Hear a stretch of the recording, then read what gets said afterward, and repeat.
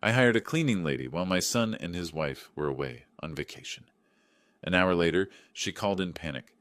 "Sir, someone is crying in the attic. It's not the TV." I rushed there and opened their dirty secret. Before continuing, subscribe to the channel and write in the comments what time it is in your region right now. My name is Elmer Stanley. I'm 64 years old, living in Portland, Oregon. Spent 38 years as a social worker before I retired 2 years ago. I always believed you could spot trouble in a family from a mile away: broken eye contact, nervous laughter, kids who flinch when adults move too fast. 38 years of walking into homes where things weren't what they seemed taught me to trust my instincts. But I never thought I'd need those instincts with my own son. Dennis is my only child, 36 years old now, works as a sales manager for some tech company, pulls in around $95,000 a year. Not bad for a kid who barely scraped through community college. He wasn't always this distant. I remember when he was 8, he'd wait by the window every evening, watching for my car. The second I pulled into the driveway, he'd come running out, asking about my day, telling me about his. "Dad, guess what happened at school?" Those words used to be my favorite part of coming home. That changed about 4 years ago when he met Trisha Parker. Now Trisha Stanley, unfortunately. She's 34, works as what she calls an Instagram influencer, which as far as I can tell means she takes pictures of herself in expensive clothes and gets paid for it somehow. She's got about 47,000 followers, always talking about their aesthetic and their brand. The first time Dennis brought her to my apartment for dinner, she spent 20 minutes photographing her plate from different angles before the food got cold. I should have seen the red flags then, but you want your kid to be happy, don't you? 4 years ago, I did something I thought was generous. I had this house on Cedar Hill Drive in the suburbs. 3 bedrooms, nice yard, nothing fancy but solid. I'd been thinking about downsizing anyway, so I transferred the deed to Dennis. Well, not exactly. I kept the property in my name, but gave them full right to live there rent-free. Call it a father's instinct, or maybe those decades in social services taught me to always keep a backup plan. "Dad, this is incredible," Dennis had said when I handed him the keys. "Trisha and we won't forget this." Funny how people's memories work. Since then, the calls became less frequent. First it was every week, then every other week, then just holidays and birthdays. The invitations to visit stopped entirely about 18 months ago. "We're just so busy with work, Dad," Dennis would say when I'd suggest stopping by. "The house is a mess anyway. Maybe next month?" Next month never came. That's why I was surprised when my phone rang on the morning of June 3rd, and Dennis's name popped up on the screen. "Hey, Dad, got a favor to ask," he said, skipping right past any greeting. No, "how are you?" No small talk. Straight to business. "Sure, what do you need?" "Trisha and I are heading to Hawaii for 10 days, leaving tomorrow morning. The house is kind of a disaster, and we want it cleaned while we're gone.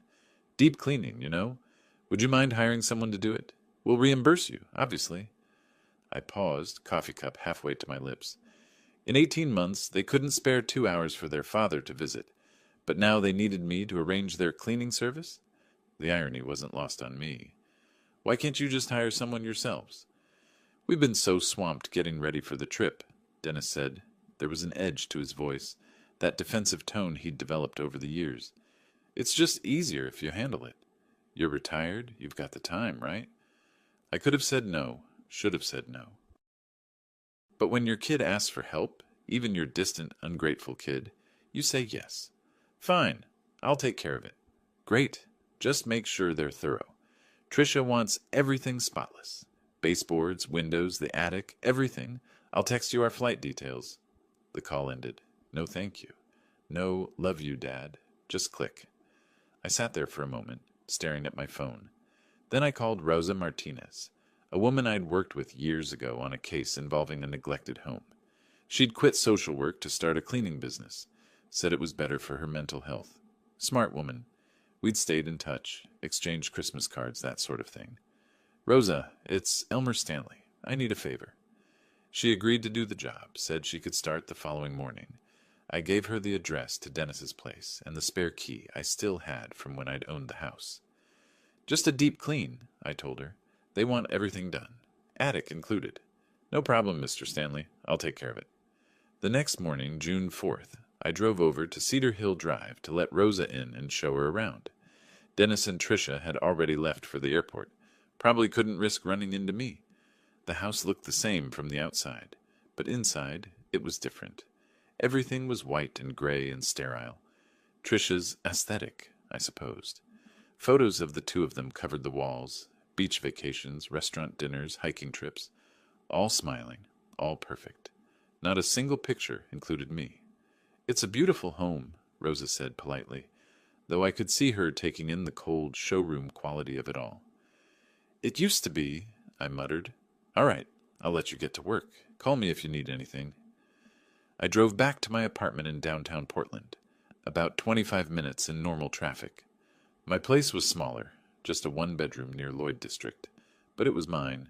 No pretense, no brand, just a space where I could restore old furniture in peace, my hobby since retirement. I'd been working on a 1940s dresser I'd found at an estate sale, sanding down decades of paint to reveal the oak underneath. I'd been at it for maybe an hour when my phone rang. Rosa's name on the screen. Mr. Stanley? Her voice was shaking. I need you to come back here. Right now. My stomach dropped. In all the years I'd known Rosa, I'd never heard her sound like this. What's wrong? What happened? There's someone on the attic. Someone crying. I thought maybe it was the TV at first, or a radio left on, but I checked. Mr. Stanley, there's someone up there. Someone real. And they're crying. The dresser, my coffee, everything else vanished from my mind. I'm on my way. Don't go up there. Stay downstairs. I'll be there as fast as I can. I grabbed my keys and ran. I made that drive in 14 minutes. Don't ask me how. The streets of Portland blurred past. Traffic lights just suggestions. My hands gripped the steering wheel so tight my knuckles went white. Someone crying in the attic. In my son's house. My mind was racing through possibilities, each one worse than the last. 38 years as a social worker, you see things. You walk into houses where children are kept in closets, where elderly parents are locked in basements, where the worst of humanity hides behind closed doors and drawn curtains. I'd told myself I was done with that world. Retired, free. But old instincts don't retire. They just wait. Rosa was standing on the front porch when I pulled up, her phone clutched in both hands. Her face was pale, eyes wide. She'd seen something that shook her, and Rosa had been in social work for 15 years before she quit. She wasn't easy to rattle. It's still going, she said as I climbed the porch steps. The crying. It stopped for a bit, but then it started again. I unlocked the door and we went inside. The house was quiet except for the hum of the air conditioning and, faintly from somewhere above us, a soft hiccuping sound. A child's crying, unmistakable once you'd heard it as many times as I had. The attic access was in the hallway ceiling, a pull-down ladder. I yanked the cord and the stairs unfolded with a creak that seemed too loud in the silence. Rosa stayed at the bottom, watching as I climbed up. The attic was dim, lit only by light filtering through a small circular window at one end. Boxes were stacked along the walls. Christmas decorations, old clothes, the accumulated junk of 4 years. The air was stale and hot, even with the ventilation, and in the far corner I saw it, an old wooden closet, the kind you'd find in a Victorian house, completely out of place up here. The crying was coming from inside it. My hands were shaking as I crossed the attic. Each step felt like it took an hour. I'd been in situations like this before, finding hidden children, discovering secrets, families kept locked away. But this was different. This was my son's house, my son's attic, my son's secret. I opened the closet door. Inside was a little girl. She couldn't have been more than 5 years old. Thin, too thin. Her dark hair was tangled and dirty. She wore a stained pink t-shirt and shorts that were too small for her. Behind her I could see a thin mattress on the floor, some plastic plates with food residue dried on them, a half-empty water bottle. She was pressed into the corner, knees drawn up to her chest, looking at me with huge, terrified eyes. For a moment I couldn't breathe, couldn't think, couldn't process what I was seeing.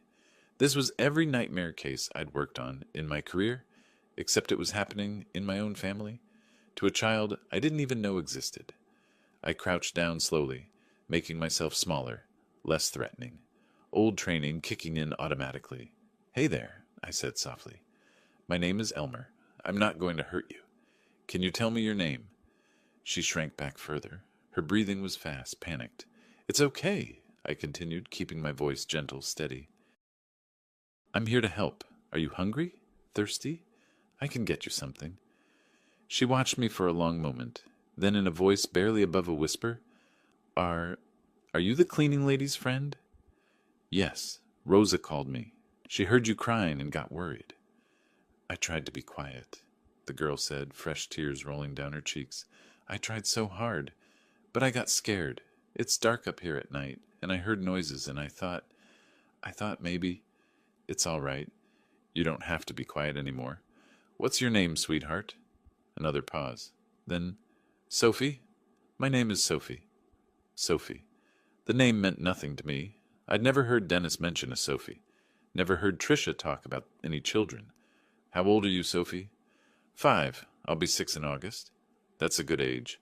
And Sophie, can you tell me, whose house is this? Who brought you here?" Her eyes dropped to the floor. "My daddy, Dennis.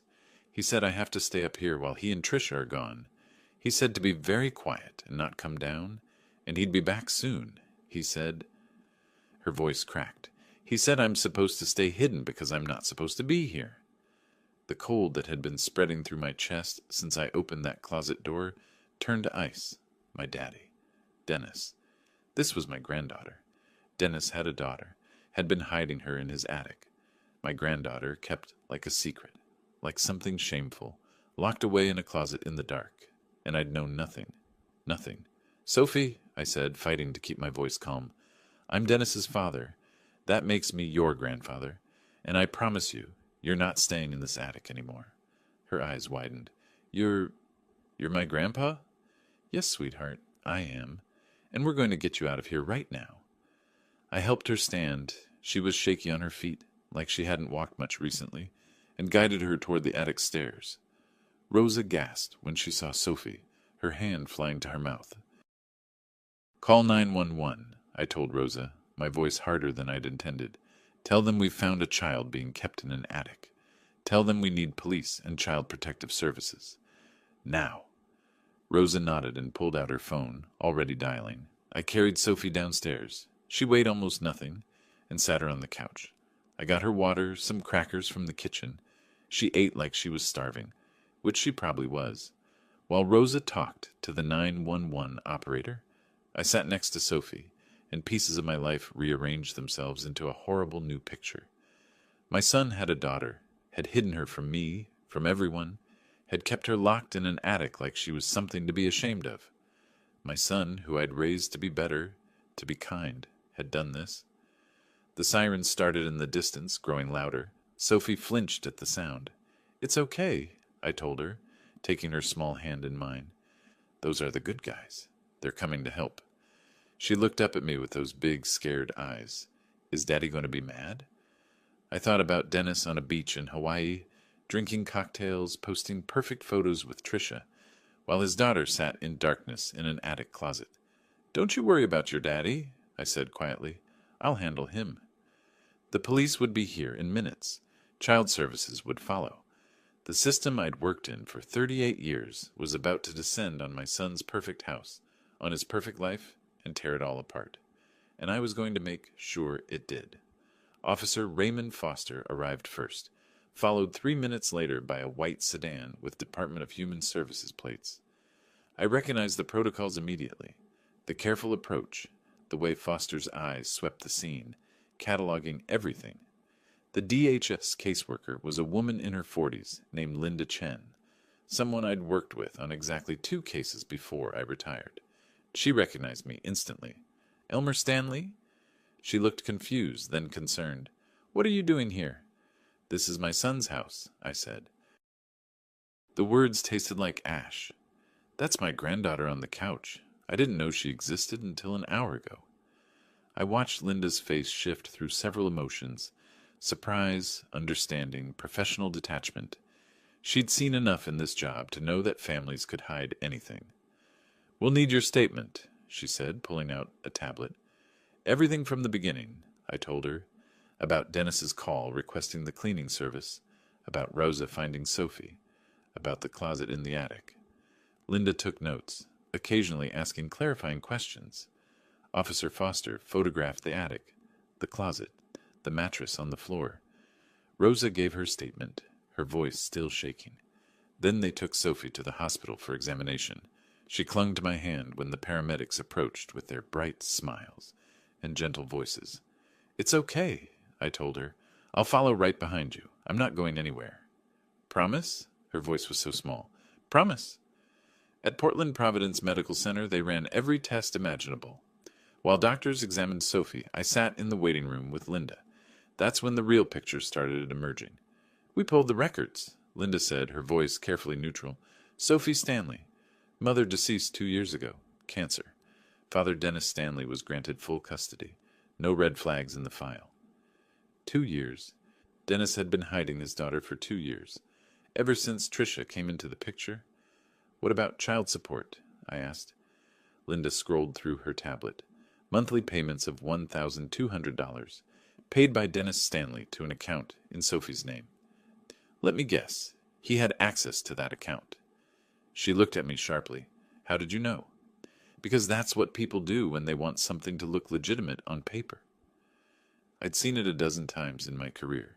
Parents setting up accounts for their kids, then draining them for personal use. "Check his banking records. I'll bet you'll find withdrawals matching his own expenses." Linda made a note. "We'll look into it." The doctor came out 3 hours later. Sophie was malnourished, dehydrated, showing signs of prolonged stress and isolation. No physical abuse, small mercy, but clear evidence of neglect. They wanted to keep her overnight for observation. I went in to see her. She was in a hospital bed that looked far too big for her small frame, hooked up to an IV.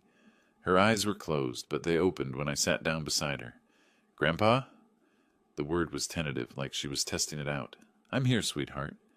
"Are they going to make me go back to the attic?" The question broke something in my chest. "No, never. I promise you that."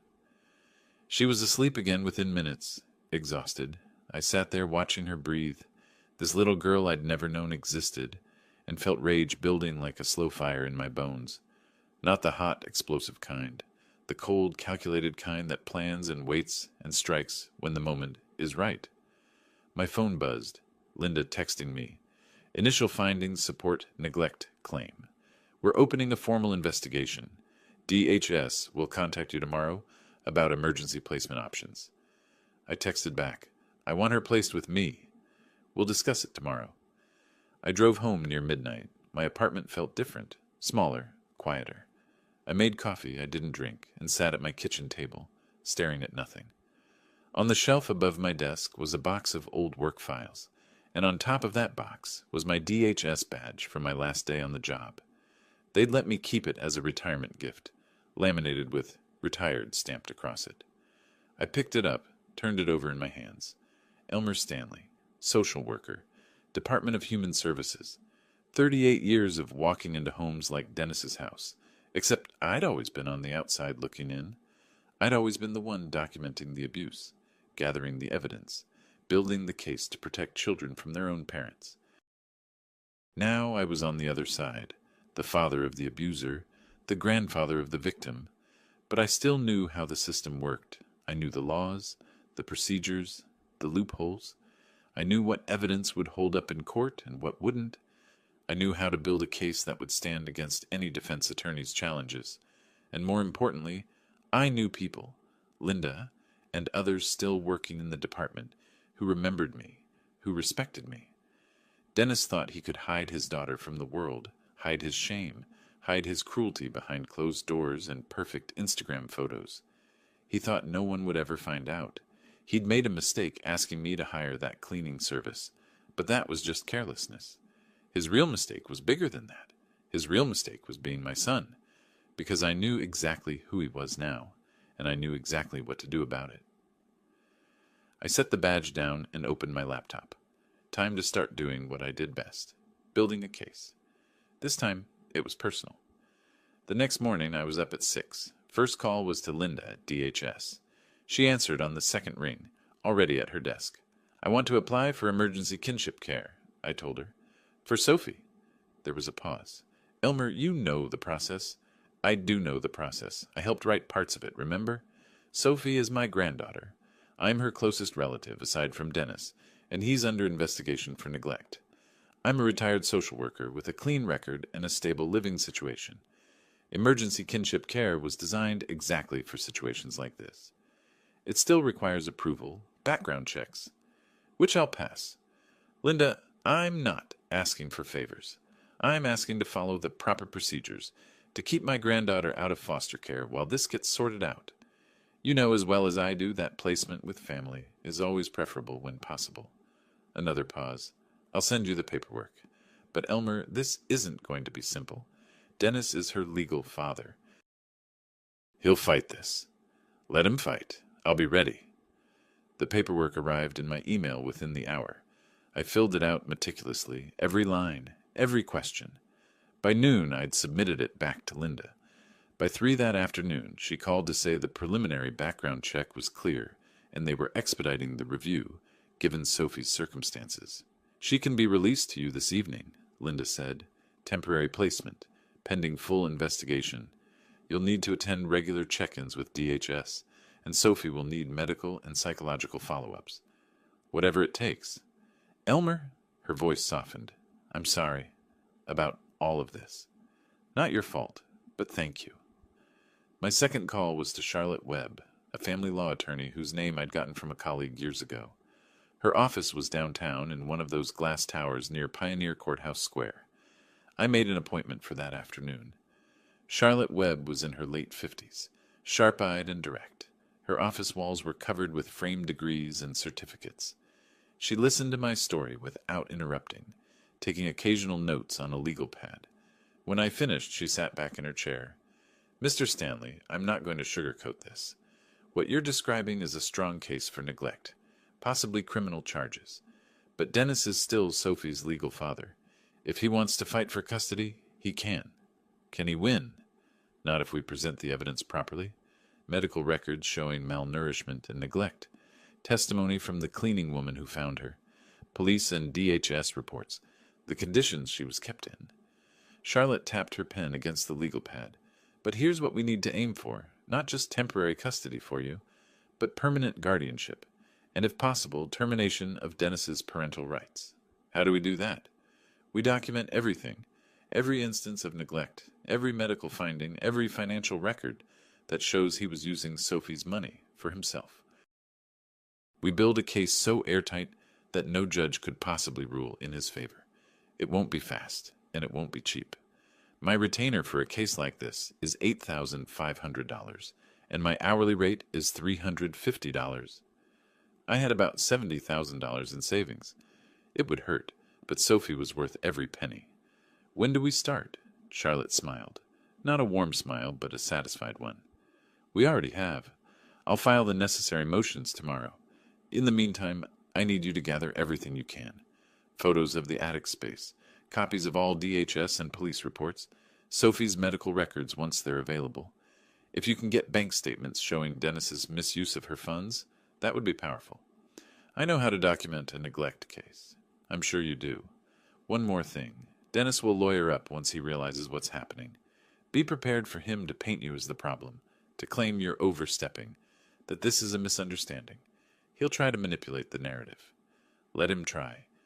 Charlotte studied me for a moment. "You're not just doing this for Sophie's well-being, are you? This is personal. My son locked a 5-year-old child in an attic closet for months, maybe years. He stole her money. He hid her from everyone who might have helped her. Yes, it's personal. It's also right. Good. I work better with clients who aren't conflicted about their goals." She stood, extending her hand. "I'll be in touch tomorrow with the initial filings." I picked up Sophie from the hospital that evening. She had a small bag of belongings, some clothes the hospital had provided, a stuffed bear from one of the nurses, and nothing else. Everything she owned in the world fit in a plastic shopping bag. On the drive to my apartment, she was quiet, staring out the window at the Portland streets. "Where are we going?" she finally asked. "To my place. You're going to stay with me for a while." "Is Daddy going to come get me?" I gripped the steering wheel tighter. Not right now. Right now, you're safe with me. My one-bedroom apartment suddenly seemed very small, with a 5-year-old in it. She stood in the doorway, uncertain, while I tried to figure out sleeping arrangements. The couch would have to work for me. She could have the bedroom. Are you hungry? I asked. When's the last time you ate something that wasn't hospital food? She thought about it. I don't remember. I ordered pizza, pepperoni, figuring that was a safe bet. While we waited, Sophie explored the apartment with careful, quiet steps, like she was afraid to make too much noise. She stopped at my workbench where I'd been restoring that old dresser. What's this? She asked. I fix old furniture, make it pretty again. She ran her finger along the smooth wood. It's nice. You like art? Drawing, painting, that kind of thing? A small nod. We'll get you some supplies tomorrow. Paper, crayons, whatever you want. The pizza arrived and she ate like she was starving, which she probably was. 3 slices before she slowed down. I watched her, this little stranger who was my granddaughter, and felt the weight of what I'd taken on. I was 64 years old. I'd been looking forward to retirement, to quiet days working on furniture projects, and maybe some travel. Instead, I was about to become a full-time guardian to a traumatized 5-year-old.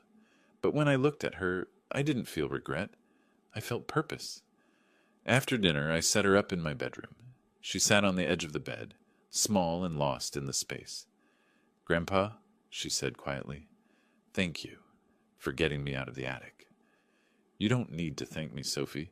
You should never have been there in the first place. Tricia said I had to stay hidden. She said I ruined everything by existing. My hands clenched into fists. I kept my voice calm.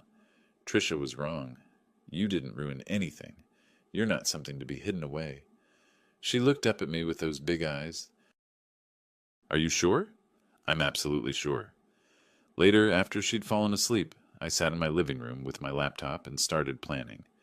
Charlotte was right. Documentation was everything. I made a list of everything I needed. Copies of police reports, DHS investigation records, Sophie's medical files, bank statements showing the misuse of funds. I knew which forms to request, which departments to contact, how to navigate the bureaucracy. Dennis had made a critical miscalculation. He'd hidden his daughter from the world, including me. But in doing so, he'd revealed something else, his complete lack of understanding of who his father was and what his father knew how to do. And that's when I understood exactly how to repay them for what they'd done to Sophie. 2 days after Sophie came to stay with me, my phone rang at 7 in the morning. Unknown number. I answered anyway. Dad? Dennis's voice was sharp, controlled fury barely contained. What the hell did you do?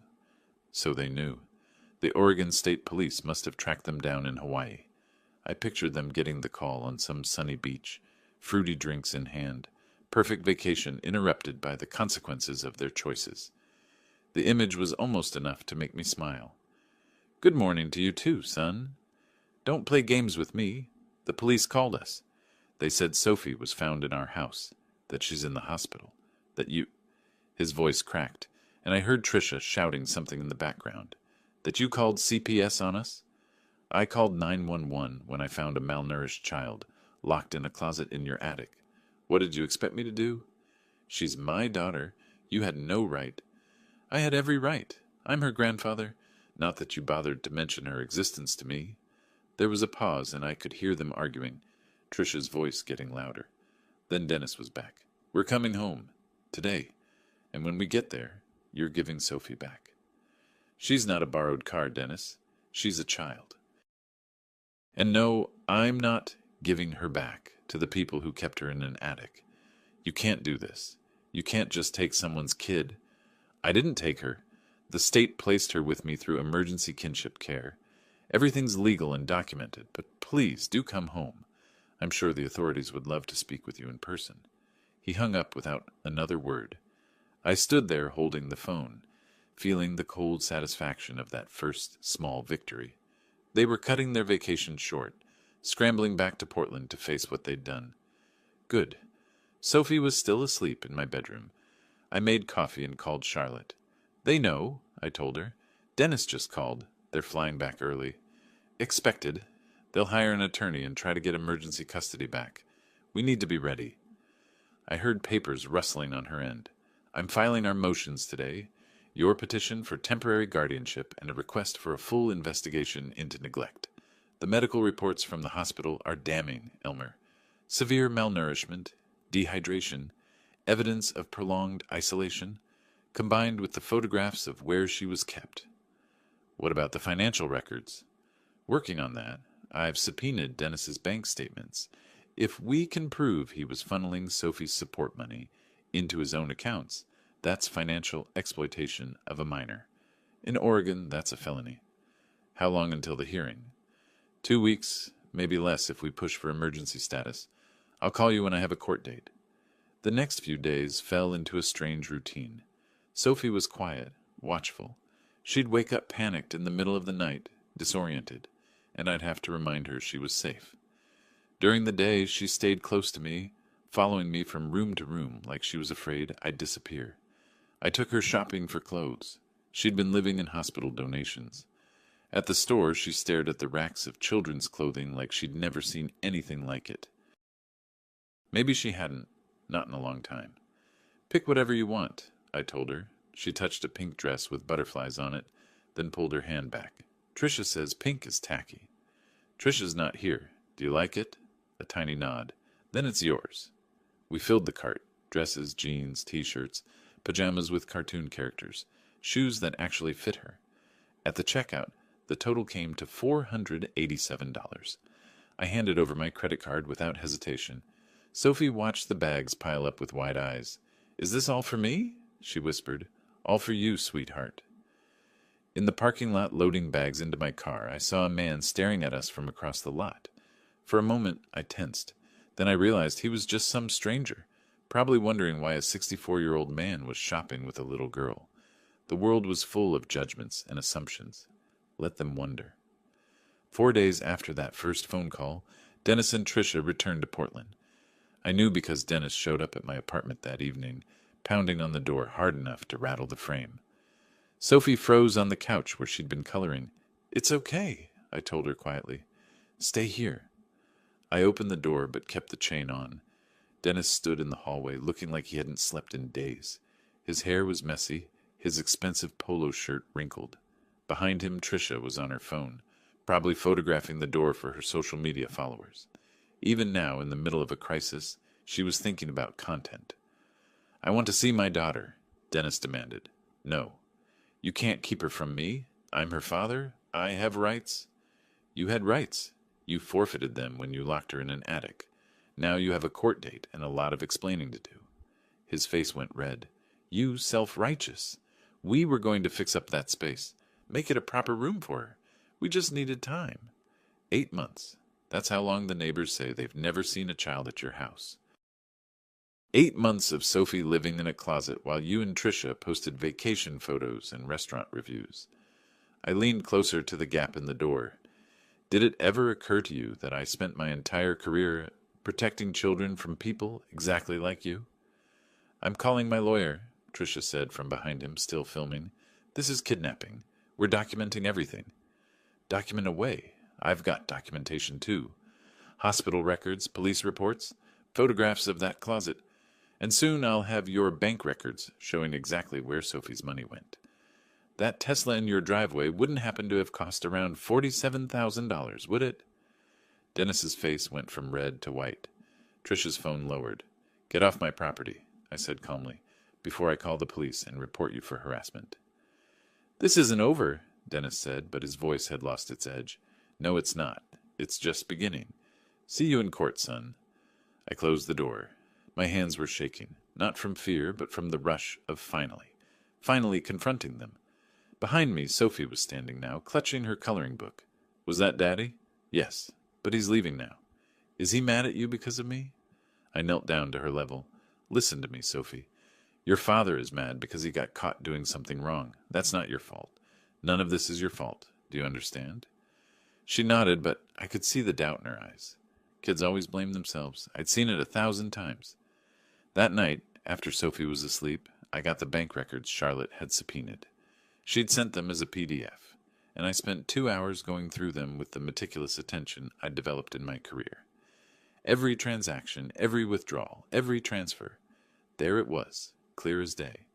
Monthly deposits of $1,200 into an account under Sophie's name. Child support that Dennis was legally required to pay as her custodial parent. Money that was supposed to be for her care. And monthly withdrawals, most of them for amounts matching Dennis's personal expenses.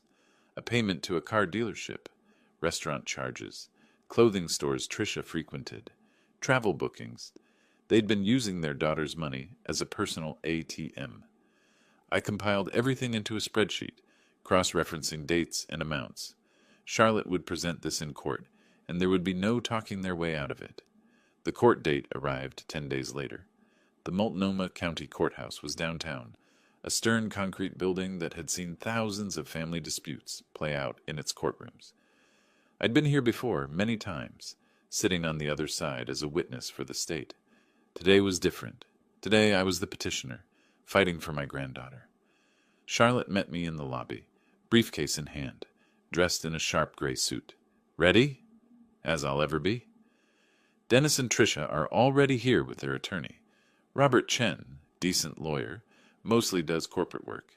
He'll try to paint this as a family misunderstanding, claim you're overstepping. Don't engage with them in the hallway. We took the elevator to the 3rd floor. In the waiting area outside the courtroom, I saw them. Dennis in a suit that probably cost more than my monthly rent.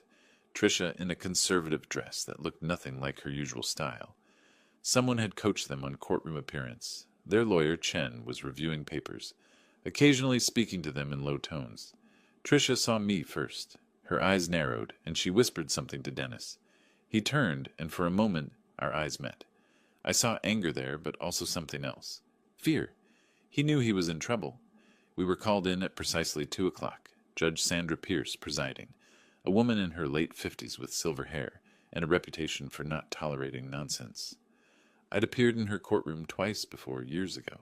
She didn't remember me, but that was fine. I wasn't looking for favors, just justice. Charlotte laid out our case methodically.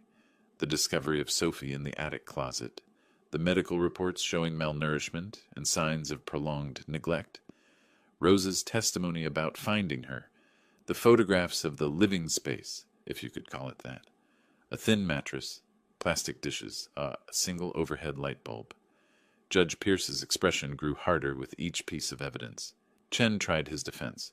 Your Honor, this is a gross misrepresentation of the situation. My clients were in the process of renovating their home. The attic space was temporary while they prepared a proper bedroom for Sophie. Mr. Stanley, he gestured at me, jumped to conclusions and created this entire crisis out of a misunderstanding. Charlotte stood. If I may, Your Honor. She pulled out a thick folder. We have statements from 3 neighbors at 1840 Cedar Hill Drive. The Hendersons next door, who've lived there for 6 years. The Patel family across the street. The Johnsons 2 houses down. All 3 state they have never, not once in 8 months, seen a child at the Stanley residence.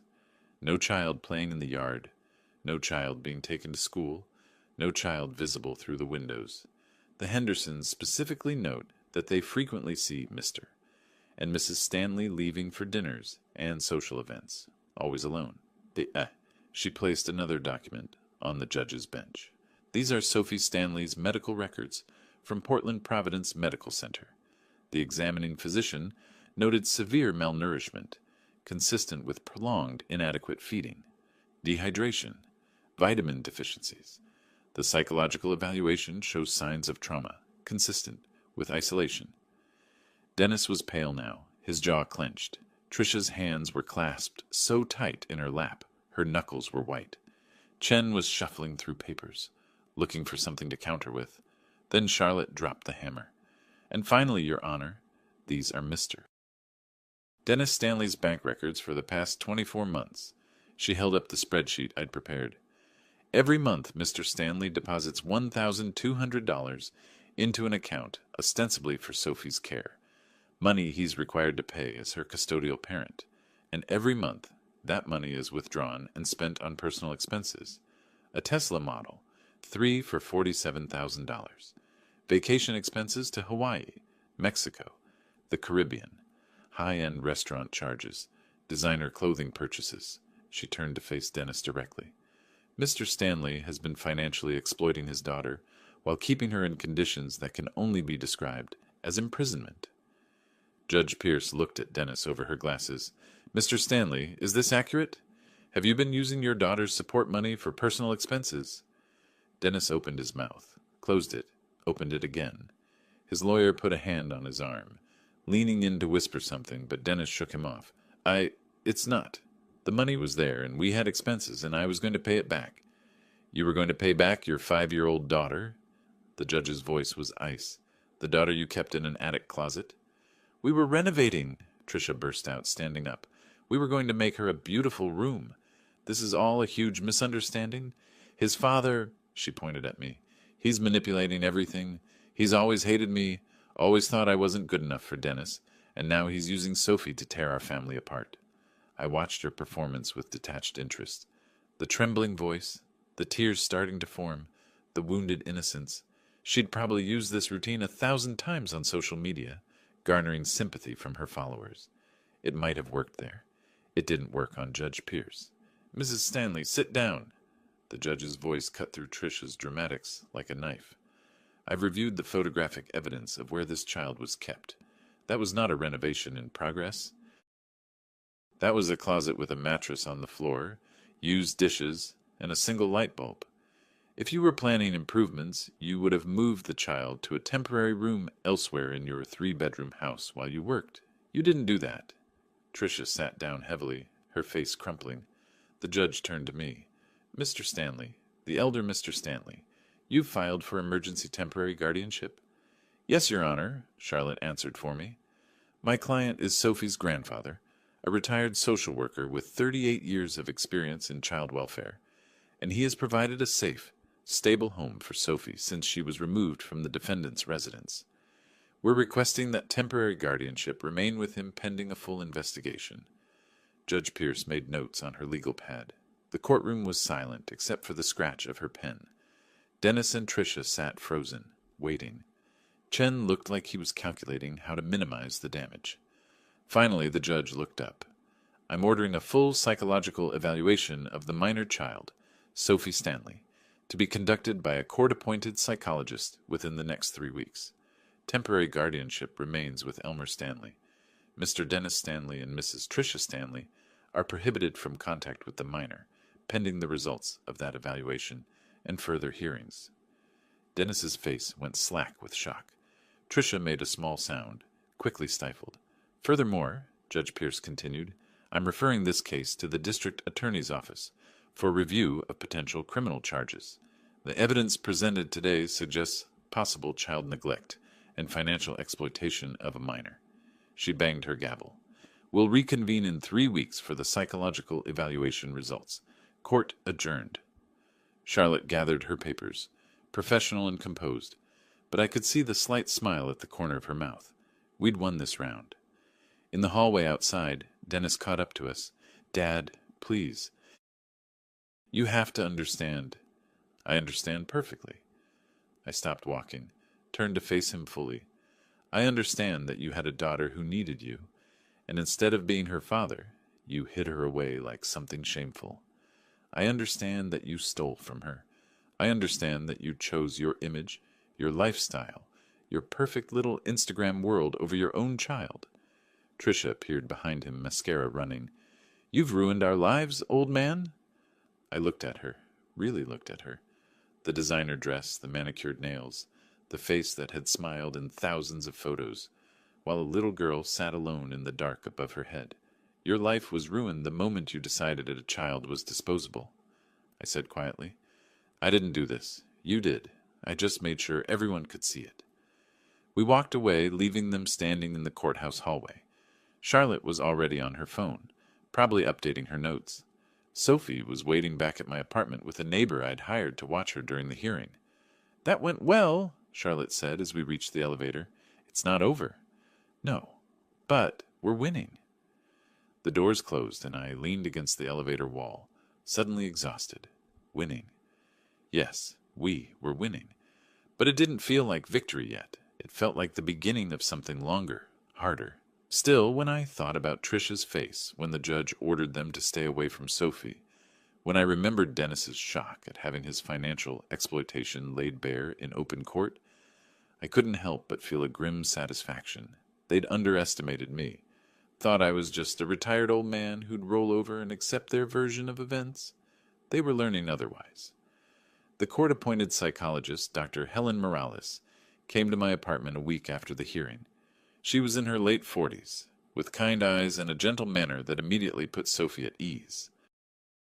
Over the next 10 days, she met with Sophie 5 times, playing games, drawing, talking in that careful way psychologists have that makes children feel safe enough to share their truth.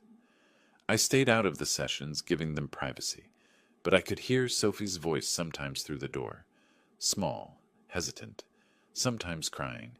Each sound was a knife in my chest, but also ammunition. Every tear, every fearful word, every traumatic memory was another nail in Dennis and Trisha's coffin. Dr. Morales gave me a preliminary update after the 3rd session. Mr. Stanley, I need to be frank with you. What this child has experienced, it's severe. The isolation, the neglect, the emotional abandonment. She's going to need extensive therapy. Whatever she needs, she'll get.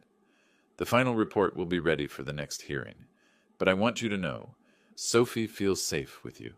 That's significant. In all my sessions with her, when she talks about you, there's no fear.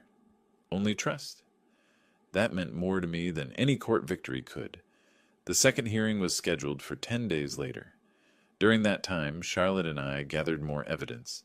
She'd gotten security camera footage from Dennis's neighbors, the kind of smart doorbell cameras that record everything. We went through hours of footage, documenting every time Dennis and Trisha left the house. Dinner dates, shopping trips, morning jogs. Always alone, never with a child. Charlotte also subpoenaed their credit card statements. The spending patterns were damning. Over 2 years, they'd spent $34,000 on restaurants, $23,000 on travel, $18,000 on clothing, most of it from stores Trisha frequented. Meanwhile, there were no purchases for children's items, no toy stores, no children's clothing, no pediatrician visits beyond the legally required minimum. They pretended she didn't exist, Charlotte said, reviewing the documents, and they funded that lifestyle with her money. The hearing arrived like a reckoning. This time the courtroom was more crowded. Word had gotten out, probably through Trisha's social media, where she'd been posting vague references to family struggles and being persecuted. A few reporters sat in the back row, notebooks ready. Judge Pierce called the court to order, and Charlotte stood to present our case. She started with Dr. Morales' psychological evaluation, entering it into evidence. The report was 37 pages long, dense with clinical observations and diagnoses. Charlotte read key excerpts aloud. Sophie Stanley presents with symptoms consistent with post-traumatic stress disorder, including hypervigilance, nightmares, and extreme anxiety when separated from her current guardian. She demonstrates social anxiety disorder and shows significant delays in speech development for her age. The child exhibits behavioral patterns typical of prolonged emotional and physical neglect. Judge Pierce was reading along on her copy, her expression growing grimmer with each page. Charlotte continued, Dr. Morales concludes, and I quote, "This child has experienced systematic isolation and deprivation. Her conditions of confinement, living in an attic closet with minimal human contact, inadequate nutrition, and no educational or social stimulation, constitute severe abuse. The psychological damage is profound and will require years of intensive therapeutic intervention." I watched Dennis from across the courtroom. His face had gone pale, that expensive tan from Hawaii, now looking sallow under the fluorescent lights.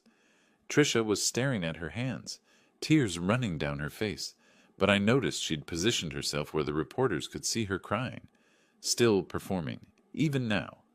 Then Charlotte brought out the security footage. She'd edited it into a compilation, Dennis and Trisha leaving their house on different dates and times over 8 months. The timestamps were visible. Morning, afternoon, evening, weekend brunches, weeknight dinners. Always just the two of them. The video played on a screen set up in the courtroom, silent and damning. Your Honor, Charlotte said, this footage covers an 8-month period. Not once do we see Sophie Stanley leave that house. Not for school, not for play, not for medical appointments, not for anything. While her father and stepmother lived their lives freely, this 5-year-old child remained confined to an attic. Chen, Dennis's lawyer, tried to object. Your Honor, the absence of evidence isn't evidence of... Counselor, Judge Pierce cut him off. I've seen enough. Continue, Ms. Webb. Charlotte presented the financial records next.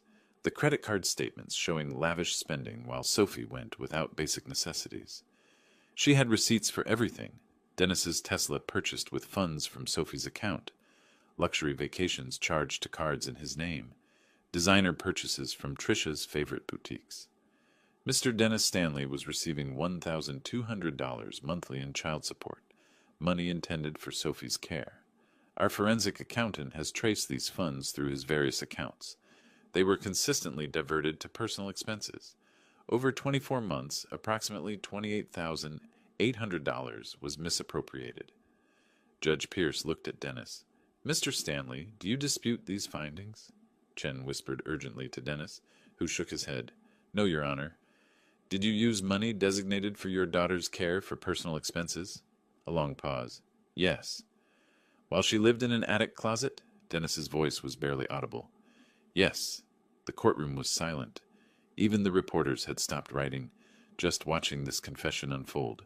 Charlotte took a breath. Your Honor, given the severity of the abuse, the systematic nature of the neglect, and the financial exploitation, we are requesting 2 things. First, permanent guardianship of Sophie Stanley be granted to Elmer Stanley. Second, we request that this court recommend termination of Dennis Stanley's parental rights. Tricia stood up suddenly, her chair scraping loudly. You can't do that. He's her father. She needs her father. She needed her father when she was locked in your attic, I said, my voice carrying across the courtroom. I hadn't planned to speak, but the words came out anyway. She needed her father when she was hungry and alone and scared. Where were you then? On a beach in Maui? Mr. Stanley, Judge Pierce said, but her tone wasn't reproachful. Please. I sat back down, but I caught the slight nod she gave me. She understood. Judge Pierce reviewed her notes for what felt like an eternity. Then she looked up. I'm granting permanent temporary guardianship to Elmer Stanley, pending final resolution of custody. Furthermore, I am referring this matter to the Multnomah County District Attorney's Office for criminal prosecution. The evidence presented today suggests multiple charges, including child neglect, child endangerment, and financial exploitation of a minor. Dennis made a sound, a choked gasp. Tricia grabbed his arm. Criminal charges? Chen was on his feet. Your Honor, my clients have never been in trouble with the law. Your clients kept a child in an attic closet and stole her money. The state of Oregon takes such matters very seriously. Judge Pierce's voice was steel. The district attorney will determine what charges are appropriate. This court will reconvene once the criminal proceedings are resolved, to make a final determination on parental rights. She banged her gavel. Court adjourned. In the hallway afterward, Dennis tried to approach me, but there were reporters between us now, shouting questions. I saw him mouth something, maybe Dad or maybe please, but I turned away. Charlotte guided me toward the exit, her hand on my elbow. That went better than expected, she said quietly. Is it over? The custody battle? Almost. The criminal case? That's just beginning. The district attorney moved fast. 2 weeks after the hearing, Dennis and Tricia were formally charged. Child neglect in the first degree, a Class A misdemeanor. Child endangerment, a Class C felony. Financial exploitation of a minor, a Class C felony. Each charge carried serious penalties. They were arrested on a Tuesday morning. I heard about it from Charlotte, who'd been monitoring the case. Dennis posted bail within hours, $50,000 cash bond. Tricia's bail was the same. They both walked out of the Multnomah County Detention Center by late afternoon, but the damage was done. The local news picked up the story that evening. Local tech manager and Instagram influencer charged in child neglect case. They showed Dennis's LinkedIn photo next to Trisha's perfectly curated Instagram profile, then cut to footage of the courthouse. The contrast was stark, their polished public images next to the reality of what they'd done. I watched the news coverage from my living room while Sophie colored at her new desk. I'd bought her an art table with storage for all her supplies. She was drawing a picture of a house with flowers in the yard, a normal child's drawing, something she probably hadn't been allowed to do in years. "Grandpa, can we plant real flowers?" she asked, not looking up from her crayons. "We can plant a whole garden if you want." She smiled. Those smiles were getting more frequent, less tentative. Progress. The next few weeks were chaos for Dennis and Tricia, and I watched it unfold with a satisfaction I didn't try to hide. Dennis's employer, a major tech company in Portland, put him on administrative leave pending the outcome of the case. 3 days later, they announced he'd been separated from the company.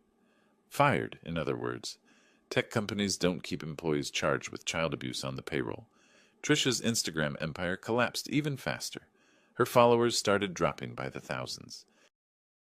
Sponsors pulled their contracts. A clothing brand she'd partnered with issued a statement. "We do not associate with individuals charged with crimes against children." Within 2 weeks, her follower count had plummeted from 47,000 to about 4,200, and most of those were probably just people who hadn't heard the news yet or were following to watch the disaster unfold. She tried to fight back, posting a long, tearful video explaining that this was all a misunderstanding, that her father-in-law was manipulating the legal system, that she and Dennis were victims of false accusations. The comments section destroyed her. People posted screenshots of the news articles, links to court documents, photos of the attic closet that had somehow leaked online. One comment stayed with me. "You kept a child in a closet while posting pictures of your perfect life. That's not a misunderstanding. That's evil." The video was deleted within a day. They tried other tactics. Dennis called me twice, blocked both times. Tricia sent emails through her lawyer, suggesting we work something out privately to avoid the criminal trial. Charlotte responded with a single line. "Our client has no interest in negotiating. See you in court." Then they went public with their counterattack. Dennis gave an interview to a local news station, claiming I'd kidnapped Sophie, that I'd poisoned the court against them, that they'd been planning to give Sophie her own room, and I'd overreacted. He painted himself as a struggling father dealing with a difficult family situation, and me as an interfering old man with a grudge. The interview aired on a Friday evening. By Saturday morning, it had been thoroughly fact-checked and debunked by multiple journalists who'd actually read the court documents. One reporter wrote, "Mr. Stanley's claims don't match the evidence. Medical reports show his daughter was severely malnourished. Bank records show he spent her support money on personal luxuries." His own attorney admitted in court that Sophie lived in the attic space. This isn't a family dispute. It's a criminal case, and the evidence speaks for itself. Their lawyer, Chen, recommended a plea deal. I know because Charlotte told me. She'd been in communication with the prosecutor's office. "They want to plead guilty to reduce charges," she said. "Avoid a trial, get lighter sentences." What's the DA saying? She's willing to negotiate, but not by much. They committed serious crimes, Elmer. The evidence is overwhelming. Even with a plea deal, they're looking at jail time. Good. The plea negotiations took weeks. During that time, Sophie's therapy continued. Twice a week, Dr. Morales worked with her, slowly helping her process what had happened. I saw changes, small ones at first. She started sleeping through the night without nightmares. She laughed more. She made a friend at the library during story time. One evening she looked up from her coloring and said, "Grandpa, am I going to live with you forever?" "As long as you want to, sweetheart. I'm not going anywhere." "Promise?" "I promise." In mid-August, Dennis and Tricia accepted the plea deal. They would plead guilty to child neglect, a Class A misdemeanor, and financial exploitation of a minor, a Class C felony. In exchange, the child endangerment charge would be dropped. The sentencing hearing was scheduled for a month later. I received the notification from Charlotte via email. Short, professional, to the point. They've accepted the plea agreement. Sentencing hearing scheduled for September 15th. Both defendants will allocute, formally admit guilt, before the judge. I read it twice, then set my phone down. Sophie was in the kitchen, carefully arranging cookies on a plate. We'd baked them together that afternoon, following a recipe we'd found online. Chocolate chip, slightly burnt on the edges because we'd been talking and lost track of time. Perfect. They were going to stand in court and admit what they'd done. Admit that they'd neglected their daughter. Admit that they'd stolen from her.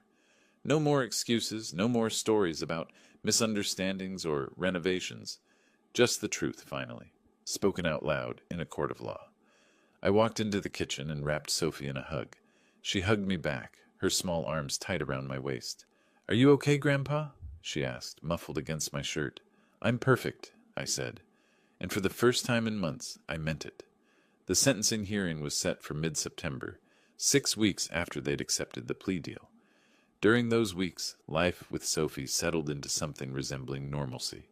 She started kindergarten at a nearby school, her first time in a classroom with other children.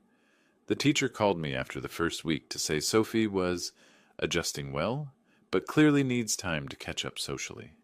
I knew that already, but hearing someone else recognize it, someone who cared about helping her, felt like progress. Sophie made her first friend, a little boy named Marcus, who shared his crayons with her during art time. She came home excited, talking about Marcus's dinosaur backpack and how they'd built a tower with blocks. These were things normal 5-year-olds did, things Sophie should have been doing all along. Every small milestone felt like another victory over what Dennis and Tricia had stolen from her. Charlotte called me the week before sentencing. "The prosecutor wants to know if you'd like to give a victim impact statement. You're Sophie's guardian, so you can speak on her behalf about how their actions affected her." I thought about it, thought about standing in that courtroom, looking Dennis in the eye and telling the judge exactly what his choices had cost his daughter. Yes, I'll do it. I spent 2 days writing that statement, revising it, cutting unnecessary words, making sure every sentence counted. I wasn't going to waste the opportunity. The day of sentencing arrived with gray skies threatening rain. Sophie stayed home with the same neighbor who'd watched her during previous hearings, a retired teacher named Mrs. Patterson, who'd become something of a grandmother figure herself. As I left, Sophie hugged me tight. "Will Daddy be there?" she asked quietly. "Yes, but he can't hurt you anymore, I promise." The courtroom was packed, more reporters than before filling the back rows. Dennis and Tricia sat at the defense table with Chen, both dressed conservatively, trying to look remorseful. Tricia's Instagram-ready makeup was gone, replaced with a bare face that looked younger and more vulnerable. Calculated, probably, their lawyer's advice. Judge Pierce entered, and we all stood. When we sat again, the weight of what was about to happen settled over the room like a physical presence. The prosecutor went first, outlining the charges they'd pled guilty to and the recommended sentences. Then it was time for impact statements. I stood, walked to the podium, and looked at the judge. Then I looked at Dennis. He couldn't meet my eyes. "Your Honor," I began, my voice steady, "I've spent 38 years as a social worker protecting children from abuse and neglect. I've seen terrible things, homes where children were beaten, starved, abandoned. But I never imagined I'd find my own granddaughter living in conditions I'd spent my career fighting against." I glanced down at my written statement, but I didn't really need it. These words were burned into my memory. Sophie Stanley is 5 years old. When I found her, she weighed 38 pounds, severely underweight for her age. She was living in a closet in an attic with a thin mattress, dirty dishes, and minimal food. She'd been isolated from other children, from education, from basic human interaction for months. Her father and stepmother kept her hidden like a shameful secret, while they spent her support money on vacations and luxury items. Tricia was crying now, her shoulders shaking. I didn't care. The psychological damage may never fully heal. Sophie has PTSD. She wakes up screaming from nightmares. She's afraid of the dark, afraid of being alone, afraid that any moment someone might lock her away again. She's in therapy twice a week, learning how to be a normal child, something that should come naturally, but doesn't for her anymore. Dennis's jaw was clenched so tight I could see the muscles jumping. Good. Feel it. Feel every word. But here's what I want the court to understand. Despite everything they did to her, Sophie is surviving. She's learning to trust again. She's making friends. She's laughing. And she's doing all of that because she's away from the people who hurt her. The best thing that ever happened to Sophie Stanley was being found. And the best thing for her future is ensuring that those who neglected her face real consequences. I looked directly at Dennis. My son made his choices. Now he gets to live with them. I sat down. The courtroom was silent except for Tricia's muffled crying. Chen tried to speak in their defense, talked about how Dennis and Tricia were good people who made mistakes, how they were truly remorseful, how they'd learned from this experience. It rang hollow against the evidence. Judge Pierce listened without expression. When Chen finished, she reviewed her notes for what felt like an eternity. Then she looked up at Dennis and Tricia. Mr. Stanley, Mrs. Stanley, please stand. They stood, Tricia gripping Dennis's arm for support. I've reviewed all the evidence in this case. The medical reports, the financial records, the psychological evaluations. I've read the victim impact statement, and I've considered your guilty pleas. Judge Pierce's voice was iron. What you did to this child was systematic, calculated, and cruel. You didn't make a mistake. You made a series of conscious choices over many months to neglect, isolate, and financially exploit a vulnerable child in your care. Dennis's face had gone chalk white. Mr. Dennis Stanley, for the crime of child neglect in the first degree, I sentence you to the maximum allowed, 12 months in county jail. For financial exploitation of a minor, I sentence you to 18 months in state prison to run consecutively. Total sentence, 30 months incarceration with possibility of early release after serving 18 months. Upon release, you will serve 5 years of supervised probation. 30 months, 2.5 years. Dennis swayed slightly, and Chen grabbed his elbow. Furthermore, the judge continued, I am terminating your parental rights to Sophie Stanley, effective immediately. You will have no custody, no visitation, no contact whatsoever.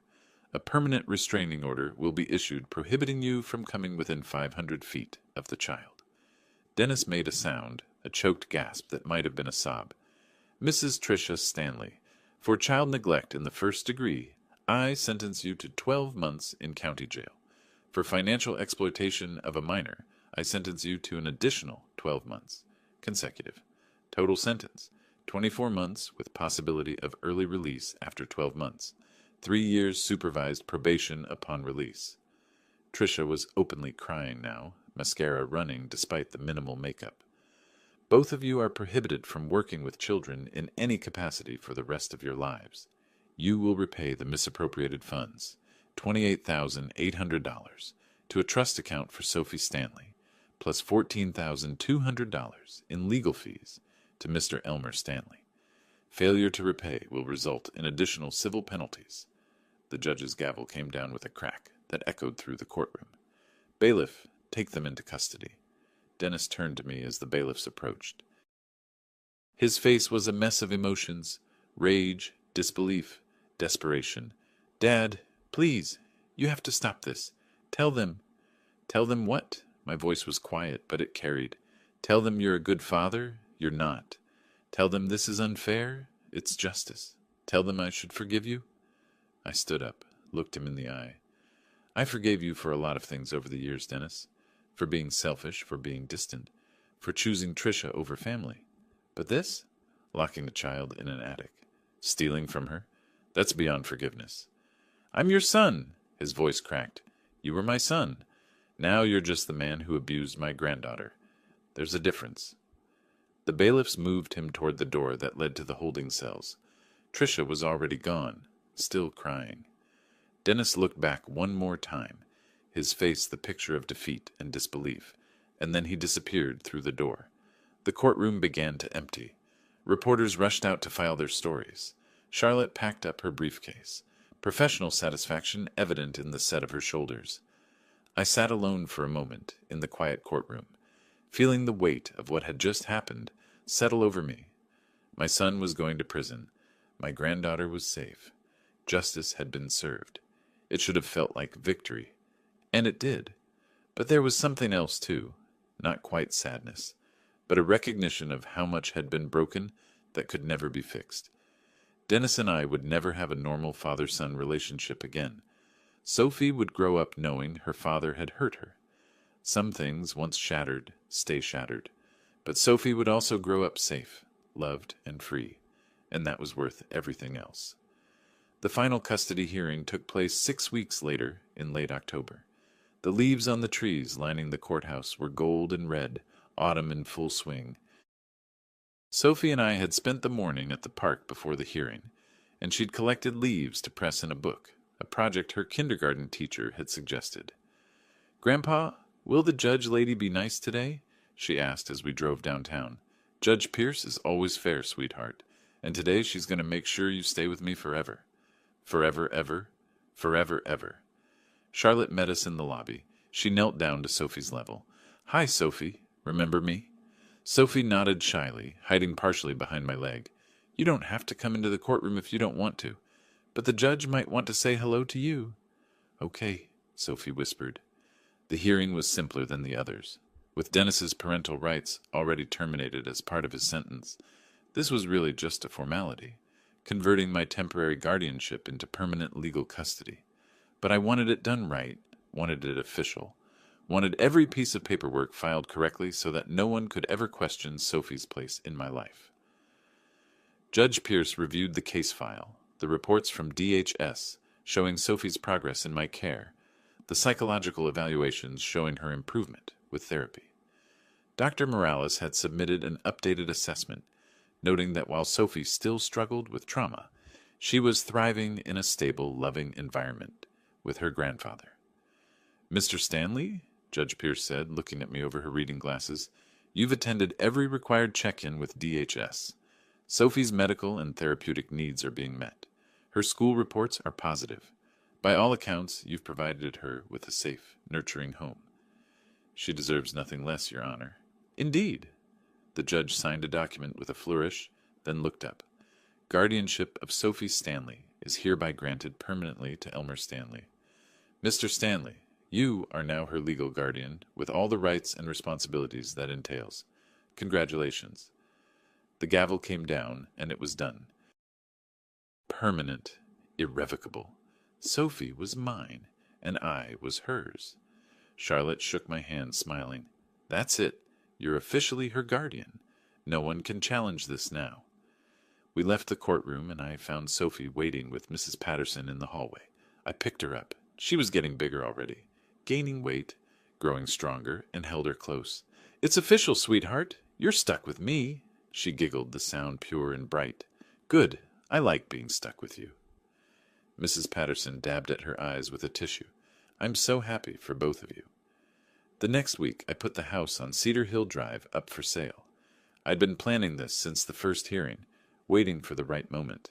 The house sold in 4 days. Portland real estate market was hot, for $487,000. I'd bought it 12 years ago for $340,000. So even after realtor fees and closing costs, I walked away with a significant profit. Every penny went onto a trust fund for Sophie's future, college or trade school or whatever she wanted to pursue. It was her money, protected legally so that no one, not even me, could touch it without her benefit in mind. The irony wasn't lost on me. Dennis had stolen from his daughter's account to fund his lifestyle. I was putting everything I could into her future. We'd both made our choices about what kind of men we wanted to be. In November, nearly 6 months after finding Sophie in that attic, we fell into our rhythm. Sophie went to school every weekday. I'd pack her lunch. She liked peanut butter and jelly with the crusts cut off, and walk her to the bus stop. After school, we'd do homework together at the kitchen table. Then I'd make dinner while she drew or played with the toys that now filled what used to be my living room. Twice a week, Dr. Morales continued therapy sessions. The nightmares were less frequent now. Sophie still had bad days, moments when something would trigger a memory and she'd shut down, but they were becoming rarer. She'd made 3 friends at school: Marcus with the dinosaur backpack, a girl named Lily who loved art as much as Sophie did, and another girl named Zoe who was teaching Sophie how to jump rope. Normal kid things, the life she should have had all along. One evening in late October, we went to the park near my apartment. the same park where Sophie had been too scared to play on the swings that first week. Now she ran ahead of me, fearless, heading straight for the playground. "Grandpa, watch!" she called, climbing to the top of the slide. I watched her slide down, laughing, her hair flying behind her. She ran back around to do it again and again, tireless in that way only young children can be. I sat on a bench, watching her play.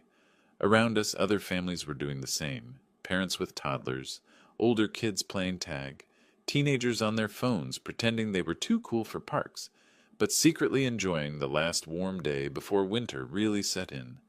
An elderly woman on the next bench over smiled at me. "Your granddaughter?" "Yes, she's 5. "Beautiful child. You're lucky." "I am," I agreed, though luck had nothing to do with it. This wasn't luck. This was choice, action, and consequences. Sophie was safe because I'd fought for her, because I'd known the system and used it, because I'd refused to let Dennis and Tricia continue their abuse. Sophie ran up to me, breathing hard from playing. "Can we get ice cream? It's almost dinner time." "Please? Just a little one?" I pretended to consider it seriously. "Well, I suppose since you did all your homework without complaining today." "Yes!" She pumped her fist in victory, and we walked to the ice cream shop 2 blocks away. She got chocolate chip in a cone, managed to eat most of it before it melted everywhere, and we walked home with sticky hands and full hearts. That night, after her bath and bedtime story, Sophie looked up at me from her bed, the bed in what used to be my office, now transformed into a proper little girl's room with pink walls and butterfly decorations, and all her drawings taped up proudly. "Grandpa, what happened to Daddy and Tricia?" I'd been waiting for this question, knew it would come eventually. They're in a place where people go when they've done something wrong. They have to stay there for a while to think about what they did. Will they come back? Not to us. They can't come near you anymore. The judge made sure of that. She absorbed this quietly. Then, I'm glad I live with you. I'm glad you live with me too, sweetheart. Do you think... She hesitated. "Do you think I'm bad? Because of what happened?" I sat on the edge of her bed, took her small hand in mine. "Listen to me very carefully. Nothing that happened was your fault. Nothing. You are good and brave and strong. What your father and Tricia did was wrong. But you? You're perfect exactly as you are." She smiled, sleepy now. "Love you, Grandpa." "Love you too, Sophie." I turned out the light and left her door cracked open. She still didn't like complete darkness. In the living room, I sat at my small desk and opened my laptop. There was an email from Charlotte with the final documentation of the trust fund, now officially established and funded. Sophie's future was secure. I looked around my apartment. It was smaller than it used to feel, crowded now with Sophie's things, her backpack by the door, her shoes in a little row, her artwork covering the refrigerator. It was messy and loud and completely different from the quiet retirement I'd imagined. I wouldn't change a single thing. Outside my window, Portland glittered in the evening light. Somewhere in a county jail, Tricia was serving her sentence. Somewhere in a state prison, Dennis was learning what it meant to face real consequences for his actions. Their perfect Instagram life was gone, replaced by the reality they'd created. And here, in a 1-bedroom apartment that had become a home, a little girl slept safely in her bed, dreaming whatever dreams 5-year-olds dream, protected and loved. I'd spent 38 years fighting for children I didn't know. Turns out the most important fight was for the one I did. Justice wasn't always swift. It wasn't always loud. Sometimes it was quiet. A grandfather and granddaughter building a life together from the wreckage of betrayal. But it was justice all the same, and that was enough.